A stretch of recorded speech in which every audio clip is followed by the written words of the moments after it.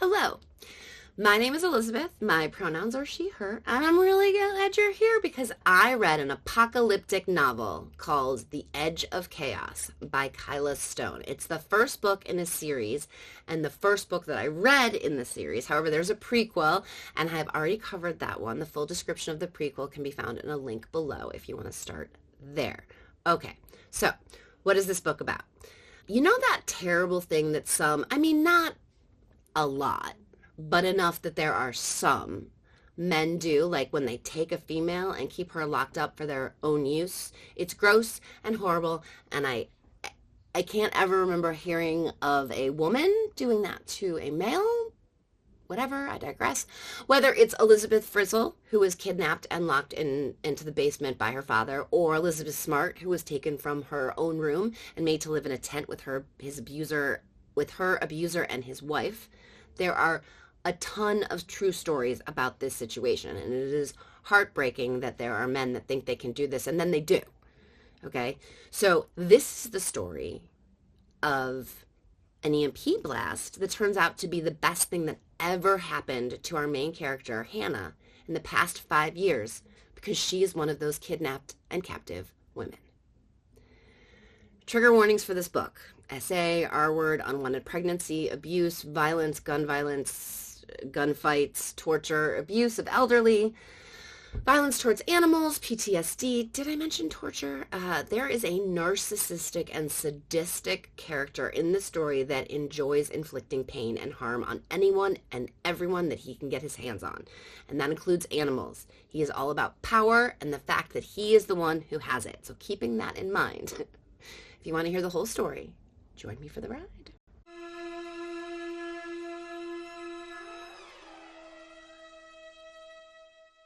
There's more characters in this one, not just 3. But I would say there's probably really only 4 main characters with maybe a guest starring character. It's Hannah, who's the woman who's been kept captive for 5 years. Pike, Liam, we have no Liam, Ghost, who's a dog, and Cece. So, Hannah. When Hannah wakes up, she's colder than usual, and there's no light. And then she realizes there's no power. She gets up and looks around and listens, but all of the ambient noises are gone. There's no whir of the heater. There's no fan running her tiny refrigerator. All she can hear is the lone bark from the beast of a dog that is outside and is the final step her captor took to make sure to keep her exactly where she is. She starts to worry. I mean, she has enough food for another maybe 2 weeks if she really pays attention and stretches it out. But that doesn't mean she has 2 weeks worth of water. Okay, so she starts to fill everything she has that can be filled with water. It isn't much. She's got 1 cup and 1 plate, 1 bowl, 1 small pot. She fills the things that she can. Plate doesn't fill with water, but everything else she fills. And then the small sink, she stops up and she fills that as well. And then she begins to notice how cold she is. Even if she doesn't have enough, even if she manages to have enough water and food, she's going to freeze to death before she ever dies of thirst. If the power doesn't come back on. She only has this 1 little nightgown and thin sweatshirt, and her blanket is not very warm. Then she begins to wonder, maybe he's doing this to punish her in some way. And if that's the case, then she's probably not going to die, because this is just some sort of punishment for his amusement. No, wait. She's sure that if he decided to be done with her, he would revel in killing her. He would enjoy every bitty second of it, which is when she looks at the heavy door with the electric lock. There's no way that door is open, is there? It takes her a great deal of convincing herself, but finally she tries the door and it opens. That is such an interesting detail to me, because the fact that she doesn't just get up and check tells us so much. She has been so beaten down and has lost most of her hope that she has to convince herself to even see if it's open. Now that is PTSD. But she has enough tiny, tiny bits of hope that she does try it, and it actually opens. So 5 years ago, Christmas Eve, Hannah was driving late at night when her car died. The cell phone she had with her was dead, and the charge cord was inside the house with her husband and child. A truck that pulled up behind her, there was a man in the truck, and he offered to help her. And when she said, yes, please help me, she ended up here, in this basement, where it took a long time for her captor to beat the spirit out of her. To see how severe, one need only look at Hannah's left hand. Each finger has been broken more than once, and each time was to cause pain and punishment, and they all healed wrong. So they would heal wrong, and then he'd break them again, and they'd heal wrong, so they continue to hurt. And it's just, you can look at her hand and see that it is like a mangled mess. Also, she happens to be heavily pregnant. She doesn't know how far along she is, but she thinks she's not far from delivering. She tries not to think about the parasite inside her.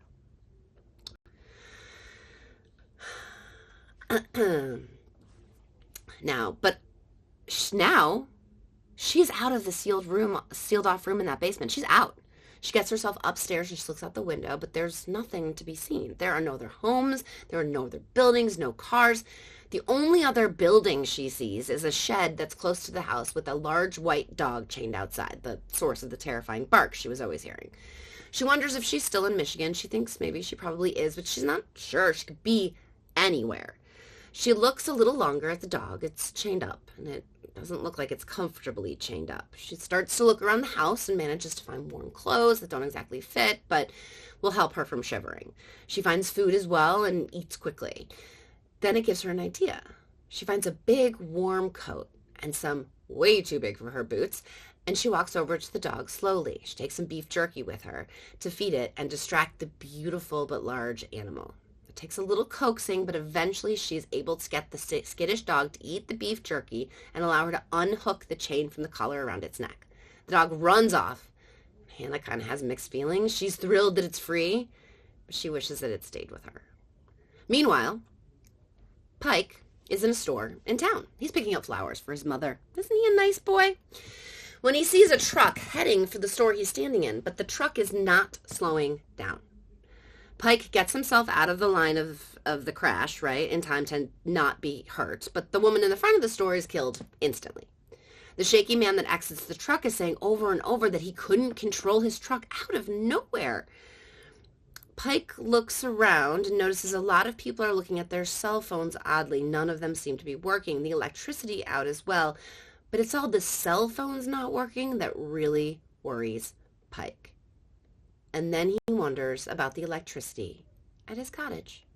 He wonders about the electric door in the basement and the lock on it, and if it might not be working any longer. And that's when he realizes he needs to get back to his cottage as soon as he can. Luckily, he's not very close. But that's because there's nothing close to his house, his home, his cottage. Hannah was raised in northern Michigan by a camper father, so she's got survival skills, or at least she did before she was made to be scared of her own shadow. She realized that the man is going to come back to his house, and she needs to be gone when he does. She searches the house, and first she finds clothes that'll keep her warm. She knows to wear layers, and that's what she does. She pulls on 2 pairs of thick socks, which will help the boots fit her better. She grabs more pairs of socks because she knows how important that is. And she knows it's, you have to keep your feet warm and dry, and that's really important in survival situations.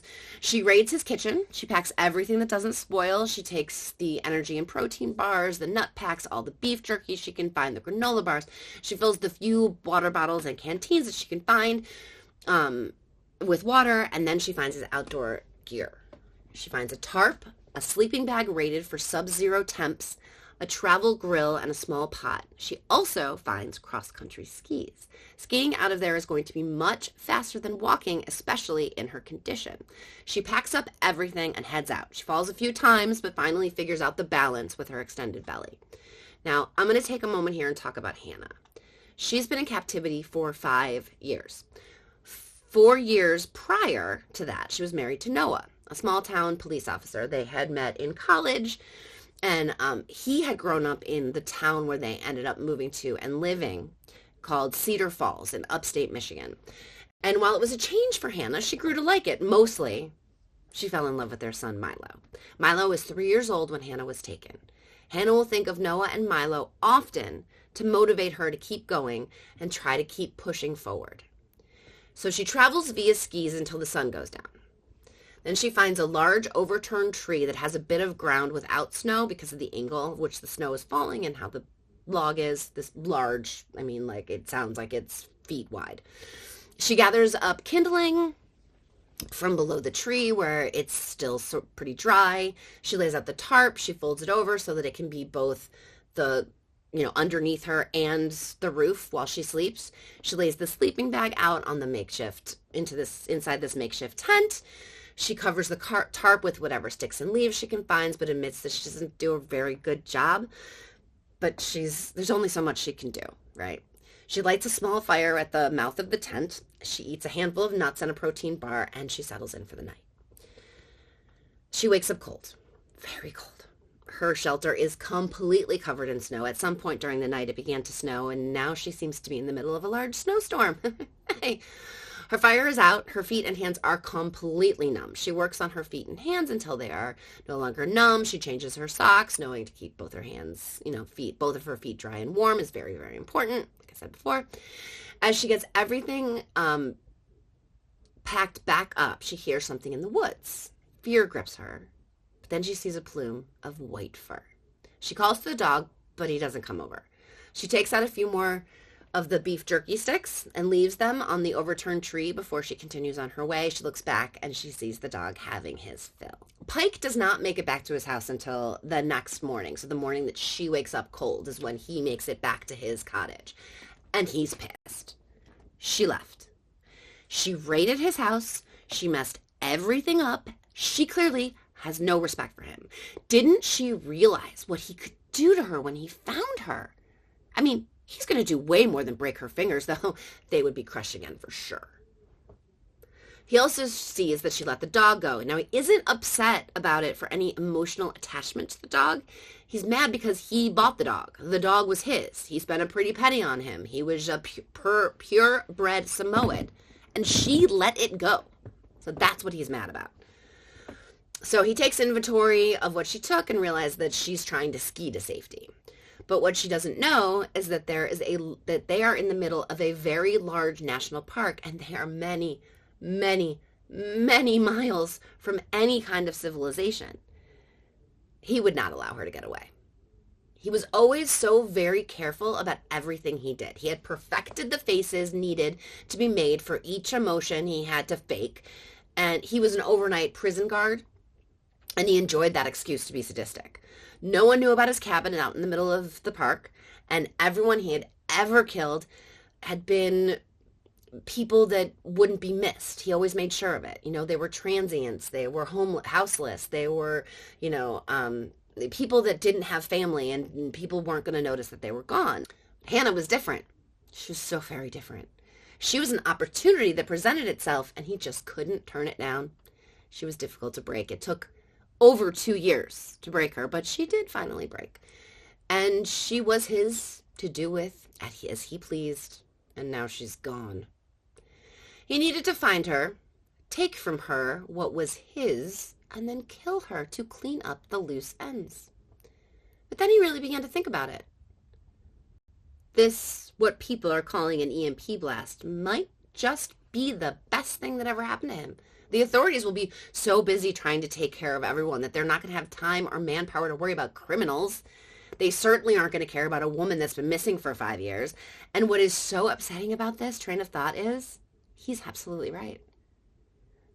The authorities are going to have their hands full just trying to take care of the people that they know where they are and who they are and where they are. And crimes are not going to be something they're going to be worried about anymore. So Pike begins to calm down. He knows this land. She doesn't. He's strong and able-bodied. She's weak, skinny, and pregnant. He has such an advantage over her that it is almost laughable. But he also knows that it's snowing, and if he wants to really track her, he needs to get going. Hannah, meanwhile, decides that staying close to the road would be the best option. She has no idea where she is, and she needs to get to people to find safety. She skis until she has to stop to rest. While resting, she hears something in the woods, but it's the dog again.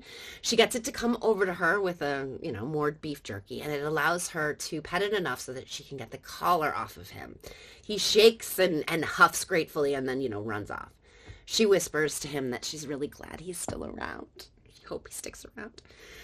When she hears another noise, she thinks it must be the dog again, but instead in the distance she can see a figure coming towards her, and fear grips her. She tries to get up, but her condition and her fear make it impossible. When the man gets close enough to see who she is, she begins to scream. Leave me alone, I just want to be alone, leave me alone, go away, get away from me. The man puts his hands up and says he just wanted to check that she was okay. He didn't mean her any harm, he'll let her be, and he does. Anyone want to guess who this is? It's Liam. It takes a long time for Hannah to collect herself and continue on her way. Meanwhile, Pike has started to track Hannah. He can see that she's heading towards and then following the road. Makes sense. To Hannah, freedom, of course, will mean people. But when we find out that Hannah took a wrong turn and started heading away from the road, I was so grateful when I read that, but don't be fooled like I was. The snowstorm continues and intensifies. The man that ran across Hannah makes it to a cabin outpost where he knows he has to stay while the storm passes by. As soon as he gets a bit warmer, he realizes he really needs to go back and help that woman. He couldn't help but notice her condition, and it reminds him way too much of Jessa. That damn morality pulls at the back of his brain and makes him go back out into the storm. Meanwhile, Hannah's pretty sure she's headed south, but she's lost the road. Her muscles are screaming to rest. She keeps losing her balance and toppling over. The dog finds her again, though, and Hannah gives the dog more beef jerky and tells him that she's going to call him Ghost. She isn't covering very much ground quickly, so the man is able to find his way back to her. And when he finds her, she isn't moving at all. She's on the ground. In fact, she is hypothermic and hallucinating. He yells to her, I know you want to be left alone, but if you stay out here in this storm, you are going to die. Please let me bring you to a shelter so you can warm up and rest. I mean you no harm. I just want to help. She's in too bad a condition to say no. She doesn't exactly say yes, though. But he comes closer to her, and the large white dog bounds out of the woods and puts himself between Hannah and the man. The man puts his hands up defensively and introduces himself. My name is Liam. Please let me help you. Finally, she acquiesces. Even the dog lets him pick up Hannah, but it remains at Liam's heels and shows his teeth and his growling. Liam thinks to himself if he'd known she'd had a dog, she probably would have left her alone, but he also thinks it's good she has a protector. He manages to get them, all three of them, into the little cabin outpost. It's probably there for rangers to use just in case there's a storm. I mean, this is literally what it's there for. He lights a fire. He puts her on a cot as close to the fire as possible. The dog would growl at him if he got too close to her, and he's kind of glad of it. He's like, oh, good, she's got a protector. This is great, which is one of the ways that we knew, like, right away, because like I said, I read this one before I read the prequel, that Liam was really a good guy, that he is not another Pike. When she finally wakes up, she wakes up with a start. She tries to grab for the knife she keeps in her pocket, but it's gone. Liam speaks. Your knife is on the mantle. I didn't want you to cut yourself. Then she begins to beg. Let me go, the whole thing again. Please let me go, don't hurt me, let me go. Liam calmly explains that she is not a prisoner. She can go anytime she wants. She jumps up and runs to the door, but she can't get it open. And the man calmly tells her she has to move the doorstop if she wants it to open. He was keeping the wind from the storm from blowing it open. He also suggests she waits to leave until the storm has passed, but she is welcome to do as she pleases. Feeling Ghost by her side helps to calm her. She begins to count the logs on the cabin's walls to slowly get control over herself. This man isn't trying to hurt her. This man is trying to help her, something it takes a lot of convincing and to wrap her head around, right? So she's really nervous, but she realizes, she really is in the only place that she's going to survive. Pike has followed Hannah's tracks to the small cabin. Only he discovers that there are dog footprints in the snow. His dog prints, and he begins to fantasize about cutting the dog's heart out in front of Hannah to hurt her and how much he will enjoy it. He's just the worst. Oh, he's just... Actually, he's not the worst, but we'll get there. We've got a couple books before we get to why he's not the worst, but he's pretty terrible. So as he continues towards the cabin, he sees that there are two sets of footprints. Two sets of footprints? What the hell? Who is out here in the middle of nowhere, in the middle of a snowstorm and an EMP blast? This is impossible, but it's happening. He observes for a while and then thinks he will be able to dispatch all of them. He just needs a little time to regroup and plan now that Hannah has a man with her. Liam tells her that as soon as the snowstorm is over, he is heading off and she can go wherever she pleases. She thanks him, and the two of them spend the next 2 days resting and eating, because the snowstorm is going on and there's nothing else they can do. Hannah tells Liam that she's trying to get back to Falls Creek, where her family is, where her husband and son are, Noah and Milo. Milo would be 8 now. She's headed back to Falls Creek. Does he know how far that is? She still doesn't know where she is, but Liam, ever the prepared soldier, has a map, and he estimates it's about 200 miles from where they are. She deflates a little. Once the storm ends, Liam goes out to investigate and is shocked to find a coyote bloodied, dead, flayed, and left about 100 yards from the cottage. He tries to understand what in the world this is doing here, and when he returns to the cabin to talk to Hannah, when he describes what he saw, she sags. It must be him. And Hannah shares her story. She tells Liam that she was kidnapped 5 years ago by a sadistic, R-wording asshole who enjoys torturing her. She escaped when the EMP blast caused the electric door lock to open. He had noticed her mangled left hand and crippled fingers, but he didn't say anything. He could just tell she'd been through a lot. She was clearly terrified of everything, but there was also something underneath. He hoped it would reach the surface again, because he maybe thought he saw some resilience under there. Liam begins to understand what kind of person they're dealing with in this man. He realizes that the coyote is a warning, that the person hunting Hannah has no fear, and has left this little surprise to add to her fear, the perfect way to manipulate someone. Liam hears the voice of Jessa in his mind. Don't leave this woman alone, please. Get this pregnant woman back home to her family. Get her home safely, please. One last moral obligation, then he can go be by himself. He can't help but think of Jessa when he looks at Hannah and sees her belly, and he tells her he is leaving her the moment he gets her home. Now, back to the psychopath following them. No, following isn't correct. Hunting them. Liam isn't worried. His skills are excellent, and this guy has no idea who he is or what he can do. The two head off in the general direction of Falls Creek. Liam tells her that it will take them 4 or 5 days to walk there, but he's hoping to find an older model snowmobile or other form of transportation on their way so that it won't really take that long. Hannah almost thinks that's funny. Out here in the middle of nowhere, where are they going to find a snowmobile that's old enough to still work, with keys and a full tank of gas, just waiting for them? There's no way. They continue walking slowly up a rise. When they get to the top, Liam says, "There's a house, and there's smoke coming out of the chimney, so the house is occupied." The conversation that follows shows us so much about who these two people are. Liam wants to sneak up on the house armed. Hannah wants to knock on the door and ask for help. Liam wants Hannah to hide. Hannah thinks if she goes with them, they'll have a much better chance of getting help. Hannah refuses to hide, and Liam can see a little bit of that resilience he thought he saw hidden beneath the overwhelming fear controlling her. While heading to the front door, they hear a loud sound of a round being chambered into a shotgun. They see that there is a much older Hispanic woman wearing long johns, shin-level boots, a flowered house dress, and a large warm coat, and of course, holding a shotgun. She tells the pair she is not to be trifled with. She demands that Hannah drop her knife. She demands that Liam drop his Glock and remove the tactical knife. She tells them that she's been watching them for the last 10 minutes and knows exactly what they have.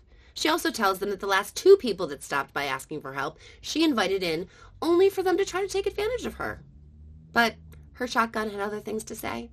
She tells them that the pair is now dead in her shed, waiting to be burned because it's too cold to bury bodies. Then she starts to threaten Ghost. Hannah begs that she not hurt the dog, that she can do whatever she wants to them, but please don't hurt the dog. The old lady says that she would have to kill the dog first, because he's clearly going to do anything and everything to protect this girl, this pregnant girl. Hannah begs again that the dog not be hurt. The older woman then says she'd hate to have to do that. The Great Pyrenees, it's a beautiful and loyal creature. Meanwhile, Liam is sizing up the old lady, willing her to take a few more steps nearer to him so that he can take control of the situation. But Hannah steps in between him and the woman, saying, "You're clearly a dog lover." The woman says that she once had a dog like this one and how wonderful he was. That to earn the loyalty of a dog like that is an incredible thing. Hannah and the woman begin to discuss dogs and ghosts, and Liam is shocked at the tension the situation seems to dissipate. A few moments later, the old woman's gun is no longer even aimed at Liam and Hannah. It's pointed at the ground. The woman looks them up and down and says, "Okay, come on in." She says to get warm.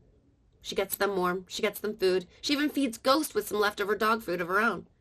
She introduced herself as Cece and explains that she lives on her own. She has a generator that's older than sin, so it still works.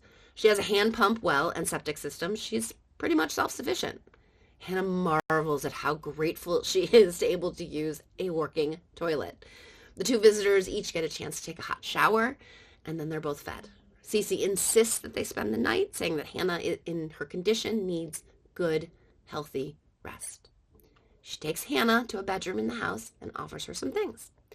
First, she has maternity clothes that will fit her far better than Pike's old pants, as well as sweaters and new clean warm socks. Then she asks how far along Hannah is, and her answer of "I don't know" shocks the old woman. But then she notices Hannah's left hand and begins to understand. She tells her that when she first saw her, she thought she was maybe 6 months, but now she can see that she's small, she's way too skinny, and that the baby is already head down, so it'll be arriving soon. Hannah knew somewhere inside herself that very same information, but she'd been ignoring it. Cece tells her that she can see the fear in Hannah, but it's the good fear, the fear that keeps us humans safe. It's a good thing. And then Cece hands Hannah her pistol. Hannah tries to refuse, but Cece won't hear it. When they finally leave, Cece sends them off with a great deal of food and water, snowshoes, warm, clean clothes, and of course, the pistol she gave Hannah. When Pike manages to find their tracks again, he also sees Cece's house, and he is so sadistic that he thinks, "Oh, fun, someone else to mess with." And he sneaks up on her. I hate this part. She's resting in her chair. He punches her before she can grab her shotgun. Punches an old lady. Then he drags her to the kitchen, punches her twice, this time in the stomach, and then asks, "Where did they go?" But she answers with a who. Pike tells her she knows who, and he won't be asking the question twice, that he has ways of getting her to answer that she will not enjoy. But Cece's a strong old lady, and she spits in his face, telling him that she will tell him nothing. Pike is actually secretly glad. This means he gets to break some bones. He gets to cause some major pain in another human. It's his favorite thing. I really hated this scene, but I understand it's there to show just how awful Pike is. She does eventually tell him what he wants to know, where they're headed, Falls Creek, but many of her bones were broken before he finally killed her. He then takes the rest of her goods that will help him along his way, along with her ancient snowmobile that works, which means he is now moving much faster than Hannah and the man and his dog. His dog. Meanwhile, now that Liam and Hannah have had a chance to rest, they can cover more ground and near dusk find themselves not far from a very small town. Ghost catches sight of a hare and goes running off into the forest, not an unusual thing for him to do. They don't really have to worry about feeding him. He feeds himself just fine. But he's not with them when they head into this tiny town. A blink and you'll miss it kind of town. Liam says that if they can find an empty house to get out of the cold and win, that will give them a chance to rest and then continue on to the morning. But as they get close to the town, they see that things are not as, it's not a peaceful town. Things are not peaceful in this little town. This town is under attack. It seems a group has infiltrated and is stealing from the town. People are yelling, "But we have our own children to feed. What are we supposed to do?" But the marauders say, "We have to take care of ourselves. You're not our problem. We're our problem, and that's why we're taking from you." Liam and Hannah try to take cover and find themselves about 10 feet from one of the invaders of the town, hiding from out of sight for extra cover. Without making a sound, Liam neutralizes the man, killing him, and then he takes out 2 more. Now, a lot of what Liam does is very, very tactical, and the author explains it and describes it really, really well, and it's very cool, but it's just sort of details and part of, I can sort of cut through those details really quickly by telling you what ultimately happened, but it's very cool, and it's really neat to see the way that he plans things out and what he does to be as tactical and successful as he is. They look around for a building that would be no use to the thieves that have invaded the town, right? They spot a library with the sign, "No food or beverage allowed" on the door, and they think, perfect. No one will raid a library. There's nothing of use in there, right? They get themselves inside, and Liam gets Hannah settled in a corner of the library where they're out of the wind and the cold, and they get themselves, he gets her, settled, so then tells her to rest. He's going to keep watch. That they may be inside, but they're not safe. And to be honest, it's far worse than they think, because Pike got to the town first. He pulls up to the invaders. He stops about 100 yards away from them and then waits, a tactic that makes people nervous. Then one of the men head over to him, trying to establish dominance, but Pike takes out his volunteer law enforcement badge and introduces himself as an officer. Well, it's only been like 3 or 4 days since the blast, so people are still thinking in terms of society and following society's rules. So they start, a couple people take a step back, and they're like, oh, what we're doing is breaking the law. But then he tells the people that it's clear that they're breaking the law. Then he explains that he doesn't care. He does not care at all what they're doing, that he's just looking for a murderer. There are 2 of them, a large man who has a soldier look to him and a woman, skinny but pregnant. He gives them $1,000 to help him find them and says he has another 1,000 for when they bring him the girl. He doesn't care what they do with the soldier. They take his shotgun and his snowmobile. He knows full well he's going to get them back. Better to let these people think they have the upper hand so that they're easily double-crossed later. So then he heads off, right? As he's going to go keep looking for these 2 people that he's looking for, which is definitely what he's going to do, but people in the town really don't have the true story on him. While in the library, Liam and Hannah hear glass break. People are coming in. Liam leaves Hannah to care for the intruders. He ends up chasing them out of the library. We get a really detailed, this is another one of those very cool tactical things of how Liam handles the hostiles and how he refers them in his head is really impressive. There's hostile 1 and hostile 2 went here, and that's how I take care of 1, and now there's 3, and it's like I said, it's very cool, but all of this is just a distraction, because back at the library, Hannah is huddled in her corner when she hears the click, click, click of Pike's Zippo lighter. Then she smells the distinct odor of Pike's clove cigarettes, and fear grips her. He begins to call out to her, "You know you're mine, Hannah. You'll never get away from me. You'll always be mine. I am the only future you have. And you have something of mine, and I will rip it out of you and then destroy you." Something I should have done a long time ago. Hannah listens to the footsteps to try to figure out where he is, and then starts to make a plan. Can she stay out of his line of sight and then make a run for it? In her condition, with no safe place to run towards? He calls out to her again. He's starting to get aggravated. She's making this harder than it needs to be, so he starts making promises. Maybe we can just forget this last week even happened, and we'll just go back to the way things were. It's not like he's ever going to let her go. She has something of his, but that doesn't mean that it has to be all bad. But that doesn't work, of course. Then he's back to yelling at her and threatening her with all kinds of sadistic things. He's trying to just get into her mind, but it's not working. She tries her hardest to get away from him, but he's just better at tracking than she is at hiding. And a large shadow seems to grow girth right in front of her eyes, and she feels herself kicked in the gut, making her lose all of her air. Before she can recover, the shadow backhands her, and a metallic taste fills her mouth, a telltale sign of the blood. Hannah has been away from this monster for about 7 days at this point, and found a bit of her resilience again.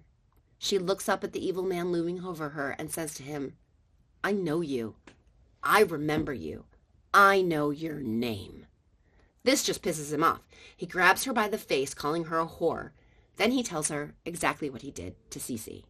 She screams no, but also knows it's true. But at the sound of Cece's name, she remembers she has a pistol. She actually manages to get it out of her pocket and point it at Pike.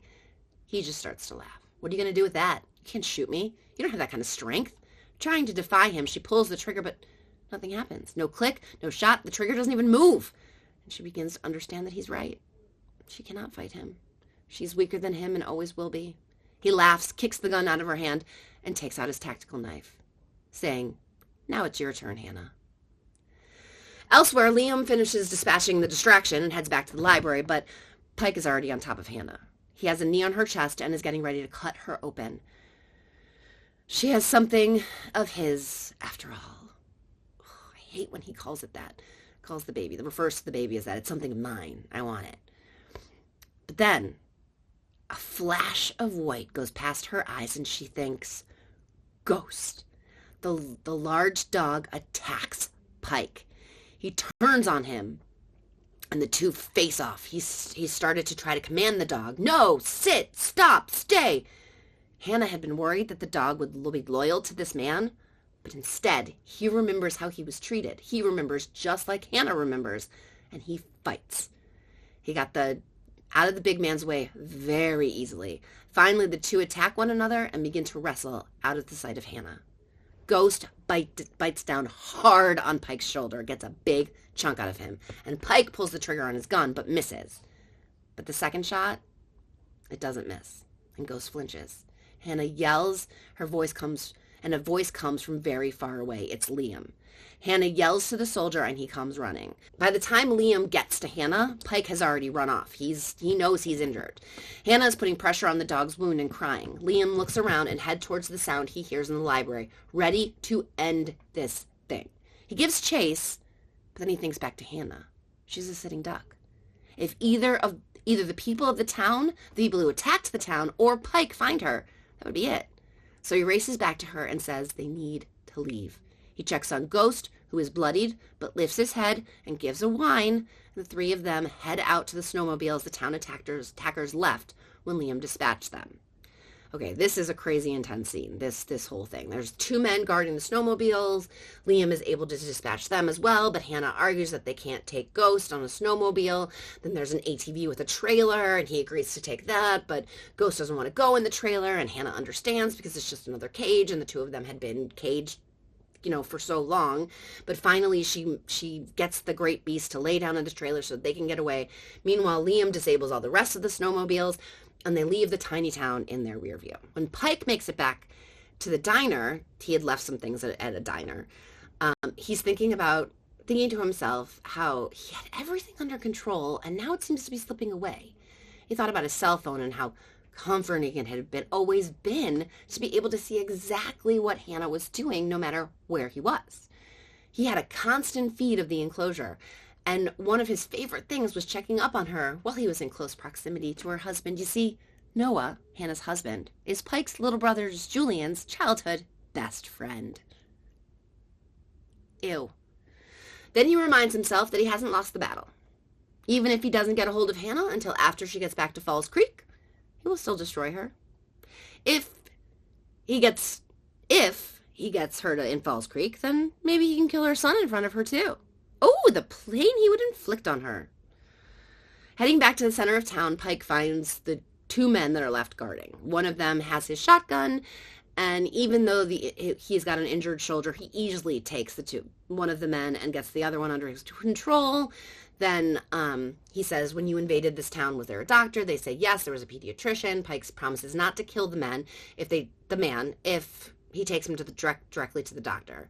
Because his arm is pretty much unusable, and this doesn't work for him. Hannah and Liam ride for so long that Hannah's legs feel like ice when they finally come across a house with a barn. Liam checks both and declares that no one has been there for a good week. They decide to sleep in the barn because it's safer. Hannah checks on Ghost. He's breathing, but very weak. She tells Liam they have to find a vet. At first, he wants to argue, but she reminds him that Ghost saved her, and he promises to find something in the morning. They get Hannah as comfortable as possible. She can sleep. She asks what time it is, and he tells her it's 2 a.m.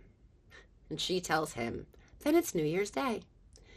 Then she tells him that Pike doesn't need to follow their tracks. He knows exactly where they're going, not just because of Cece, but because Hannah knows him. She tells him that she didn't remember, but now she does. It was Christmas Eve, 5 years ago. She and Noah had another fight. She had run off into the night. She was pretty sure their marriage was over. She couldn't take it anymore. She was madly in love with their son, but she wasn't sure about things working out with Noah. She needed time. She was driving towards her friend who lived in Grand Rapids, about 90 minutes away. It wasn't the smartest decision she had ever made, but we all know humans do not make the smartest decisions when they're in the middle of fights with loved ones. But I digress. On the way, the car died.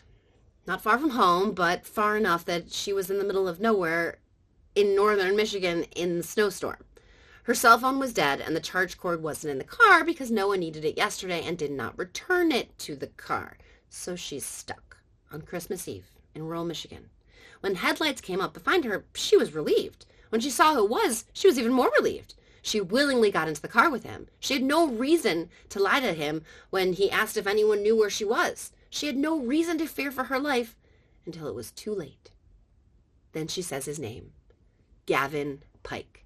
His name is Gavin Pike. She tells Liam that he killed Cece and that he is visibly upset at the news. Liam declares that he will kill him. Then he asks to see the gun. She apologizes for not telling him about it. She isn't really sure why she didn't. Then he shows her the reason why it didn't work. The safety was on. And after a moment, she says, "Can you teach me how to use this? Can you teach me how to make myself strong, how to defend myself, how I can maybe even take this guy out?" And Liam agrees. "I will teach you." And that is how this first book ends. I love this series. It's going to get much bigger and much deeper as we go, and sort of have almost like things to say about society, which is, I think, the main thing that people who write about, the apocalypse or, everything going to hell in our world and everything changing, that usually it's society that's the problem. I don't know if anyone here's watched The Walking Dead, but there were monsters, but it was really the human monsters that were more the issue. So I love that. And then I also love that we've got, what happened to Hannah when the EMP blast happened, and what happened to Liam when the EMP blast happened. And in the next one, we're going to find out other people and what happened to them. And then it's not until the fourth one that we get back to everyone is going to be back together. So if you enjoyed this, you're still here, thank you so much. If you don't want to miss out on any of the future uploads on this series, make sure you subscribe. Other than that, do me a favor and be kind to yourself. You are precious and important. I will see you next time. Bye. The faces needed that he needed to see that she's a woman. How much chose this and a flowered house dress is what along with a